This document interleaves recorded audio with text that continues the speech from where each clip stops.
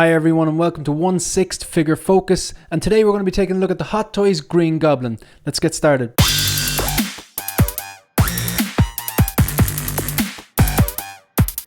So Hot Toys have finally come out and announced their version of the Green Goblin. So this is the Hot Toys Green Goblin 6 scale figure. There's two versions of this figure. There is the deluxe version, which comes with the glider for $375, and then there's a regular version which doesn't come with the glider for $285. They're both pre-order products and they're due to drop next year, 2023, between April and June. So you're talking Q2. Knowing Hot Toys, they'll probably be delayed. It'll probably be Q3, maybe Q4. But then again, we can live in hope. So we're going to take a quick look at this figure. I'm just going to give my thoughts on this. So the first thing we're going to look at is what's actually in the box. So like I said, this is the deluxe pre-order product, $375. It comes with the glider. That's kind of the star of the show. Me personally, if I was getting this figure, I'd be definitely getting the one with the glider, because that's how I always associate that character on the glider. Pardon. So the reason I'm not getting this particular figure is because I've never been a fan of the Tobey Maguire Spider-Man, never actually been a fan of the Andrew Garfield Spider-Man either.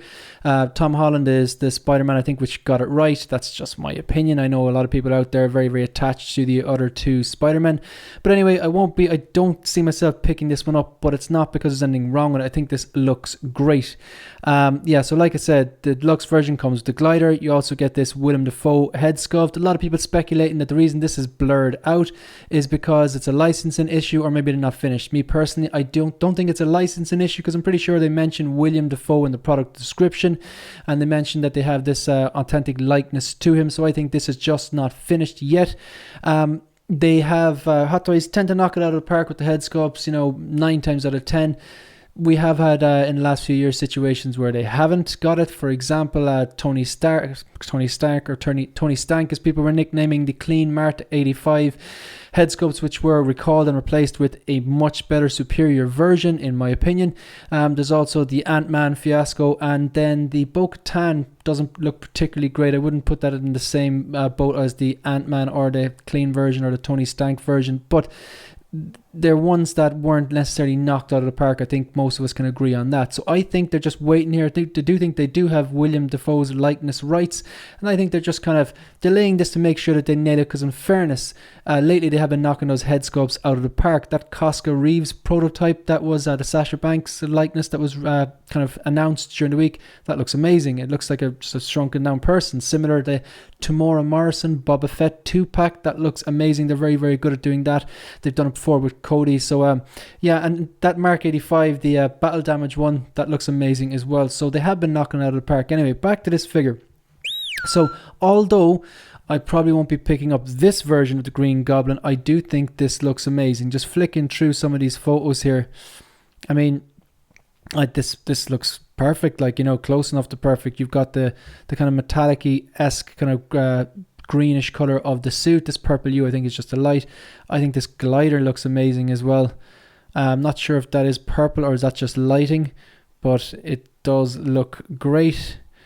People complaining that the elbows might be single jointed. Personally, that wouldn't bother me, even if I do end up picking this one up, because I probably have it posed something like that. Yeah. Now, this brings me on to the next point. If I was to criticize this, and again, these are just prototype photos, you can't really, you can only tell so much. I know when you get things in hand, it can be different.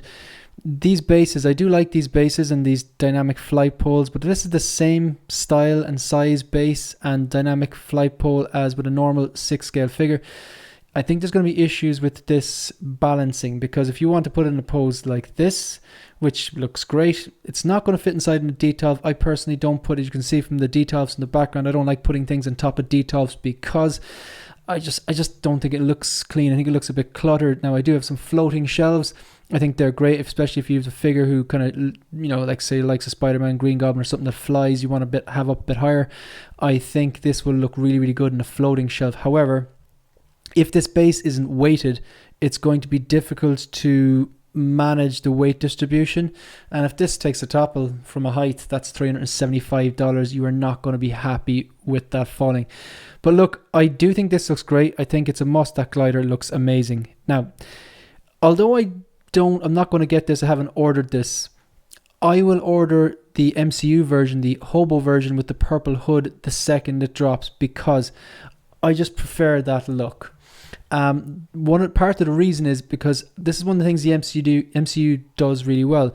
They tend to look at the likeness of the figure or of the character from comic books instead of doing a straight lift from comic book to movie, which that really doesn't always translate very well, because certain things will work in a comic that won't work on the big screen and vice versa.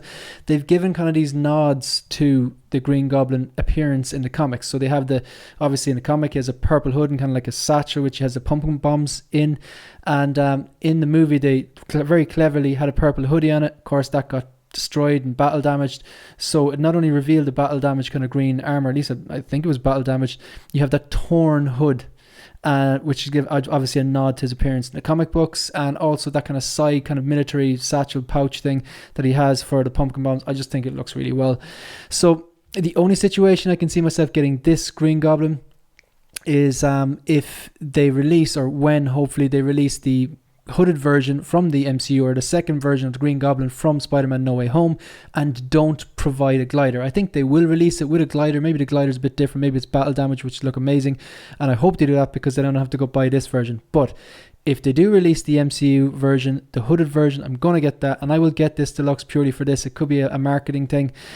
Look, that glider does look amazing, so I can justify it, even though it is quite expensive. But all in all, I think if you're a fan of the Tobey Maguire films, look, yeah, Doc Ock is definitely coming as well. That's going to be a must. Hopefully they nail that and they nail the likeness, and they do a good version with these tentacles and maybe even some swap outs. I can't tell if has a nano technology in it or not, but yeah, Doc Ock is coming as well.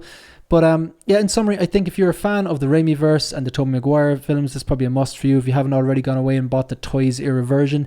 But for me, I'm going to pass on this. I'm going to hold out for hopefully that purple hooded version, unless of course I've already stated that if they manage to drop that without the glider, then I'm going to have to pick this one up. Yeah, so look, if you got any sort of value out of this episode, if you collect Hot Toys, or if you're getting this or not, let me know in the comment section down below. If you want to support the channel, give us a like, share, subscribe and all that jazz. But yeah, see you in the next one.